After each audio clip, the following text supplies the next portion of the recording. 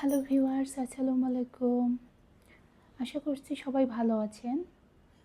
রান্নার জগৎ ও আমাদের কথা চ্যানেলে আপনাদের সবাইকে স্বাগত।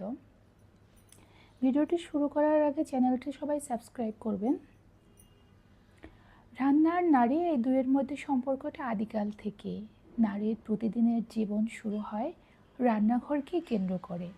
কাকঢাকা ভোর থেকে শুরু করে মাঝরাত পর্যন্ত অনেক নারীর সময় কাটে রান্নাঘরে। প্রিয়জনদের জন্য ভালোবাসা, আবেগ আর দায়িত্ববোধ মিশিয়ে নারীরা রান্না করে। আমার মা, নানি, দাদিকে দেখতাম সারাদিন ঘরের কাজ করতে। কখনো ক্লান্ত হতে দেখিনি। সংসারের এক একজনের এক এক রকমের বায়না। হাসি মুখে এক এক করে সবার আবদার পূরণই যেন তাদের আনন্দ। প্রিয়জন খাবার খেয়ে তৃপ্তির ঢেকুর তুললেই যেন তাদের সব কষ্ট মিশিয়ে যেত নিমেষেই। তখন রাগ করতাম এটা ভেবে, একটা মানুষ কি করে তার দিনের বেশিরভাগ সময় রান্নাঘরে কাটায়? তাদের কি ক্লান্তি লাগে না? আমরা যখন খেয়ে দিয়ে বিকালের ভাত ঘুমে ব্যস্ত, আমার মা তখনও রান্নাঘর গোছাচ্ছে।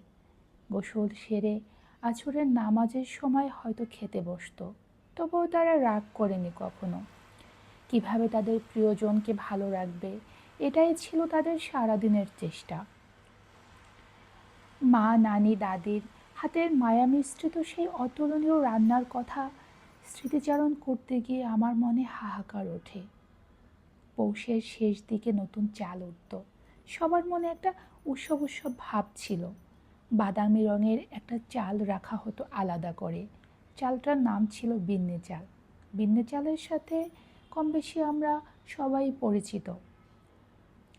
বিন্নি চালের সাথে নারিকেল কোড়া, গুড়, বাদাম মিশিয়ে একটা রান্না হতো। নামটা আঞ্চলিক ভাষায় বিন্নি ভাত। মিষ্টি জাতীয় ওই খাবারটার সাথে আমাদের অনেকেরই ছেলেবেলা মিশে আছে।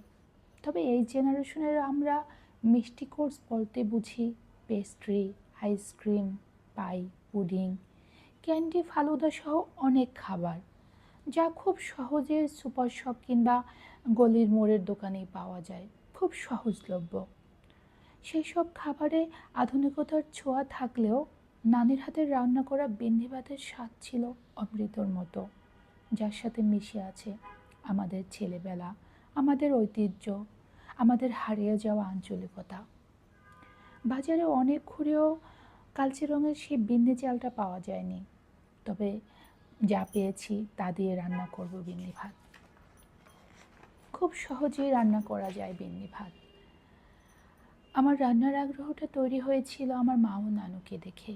খুব সাধারণ উপকরণে চমৎকার সব রান্না করতো আমার নানু, একেবারে আঙুল চেটে খাওয়ার মতো। বার্ধক্যর শেষ প্রান্তে নানু, তার সময় এখন বিছানাতেই সীমাবদ্ধ। তবে আমাদের জীবন জুড়ে মিশে আছে তার শেখানো অনেক অনেক রান্না। আপনাদের সবার সাথে এক এক করে শেয়ার করব সেসব রান্নার রেসিপি। ততদিন ভালো থাকুন সবাই। আবার দেখা হবে নতুন কোনো ভিডিওতে। আল্লাহ হাফেজ।